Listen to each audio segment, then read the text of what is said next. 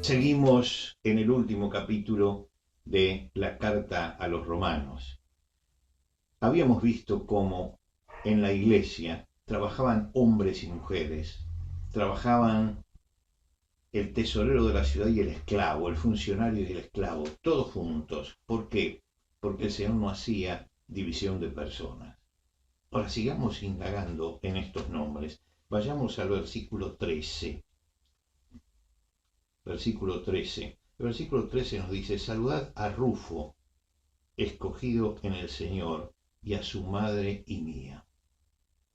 Rufo, ¿le suena el nombre Rufo? Si usted leyó el Evangelio de Marcos, ahí se menciona a Simón de Cirene.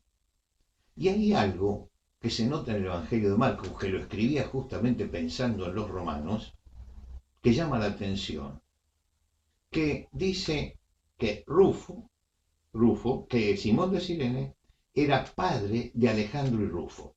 Esto llama la atención, ¿por qué? Porque en general, cuando se mencionaba al padre, no se tomaba como referencia a los hijos. Llevó Simón de Cirene. Pero acá se menciona a los hijos, y esto no era costumbre.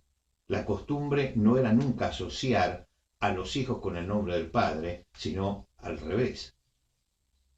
¿Por qué dijo esto? Porque seguramente los romanos conocían a Rufo y cuando recibieron la carta, decían, ah, sí, fíjate, era el padre de fulano que está acá. Pertenecían a los cristianos más antiguos, así como pertenecían a los cristianos más antiguos Junias y su esposo, que habían estado antes que Pablo. Pero había otros, fíjense el versículo 5, saludad a la iglesia de su casa, saludad a Epeneto, amado mío, que es el primer fruto de Acaya para Cristo. Estos eran de los más recientes. Y ahí estaban los viejos cristianos, diríamos nosotros hoy, y los más jóvenes, y estaban lidiando todos juntos, porque todos juntos formaban la iglesia. Quiere decir que no había una división de antigüedad espiritual.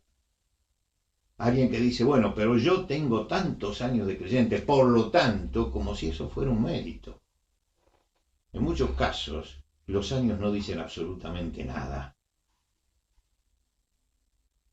Tenemos que entender que cuando llegamos a Cristo, todos nos igualamos en Cristo. Y si alguien tiene más años, tiene que tener más sabiduría y tiene que ser ejemplo, entonces, para los demás. Quiere decir que en la iglesia estaban todos los grupos, todos, los viejos y los jóvenes.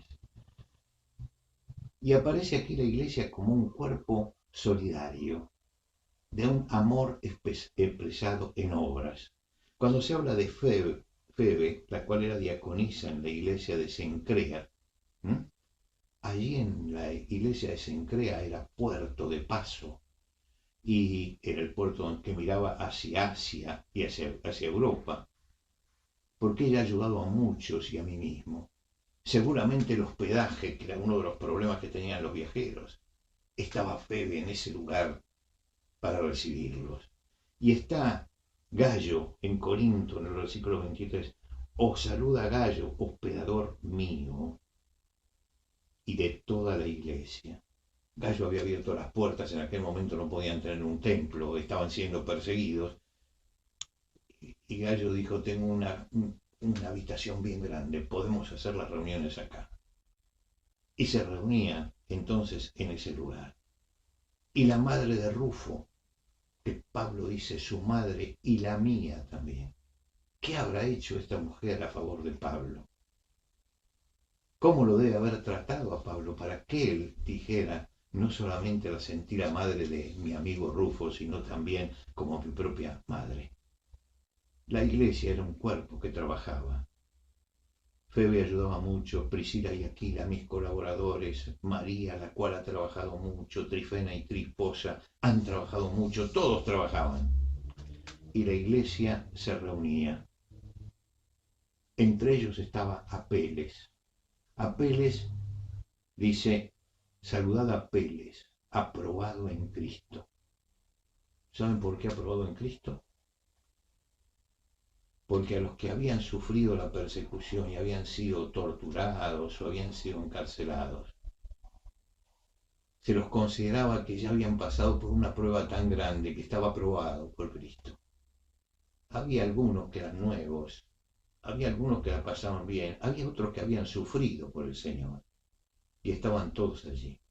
Resumiendo, es un grupo heterogéneo: mujeres, hombres, esclavos, libres, viejos, jóvenes, gentiles y judíos, romanos y asiáticos, todos. Y todos se reciben unos a otros en el Señor. Aquello que dice en el capítulo 15, el versículo 7, el capítulo anterior: por lo tanto recibíos unos a otros, como también Cristo nos recibió. Cristo nos recibió a todos y nosotros tenemos la obligación de recibirnos unos a otros tal cual Cristo nos recibió. Ese amor servicial en la iglesia, ese trabajo en conjunto, es lo que da la fuerza de la iglesia. Yo siento un profundo placer al leer la carta a los romanos en este último capítulo, porque Pablo habló mucho acerca del Evangelio en los primeros capítulos. Habló también de la parte práctica, que es la que hemos estado viendo hasta el día de hoy, pero allí a lo último me deja la visión de una iglesia poderosa y en acción. Y esto tiene que ser la aspiración del cuerpo de Cristo en cada lugar donde está. Una iglesia en el momento que se reúne es el cuerpo de Cristo en ese lugar. Y ese cuerpo de Cristo en ese lugar tiene todas las funciones, tiene todos los dones, tiene toda la energía.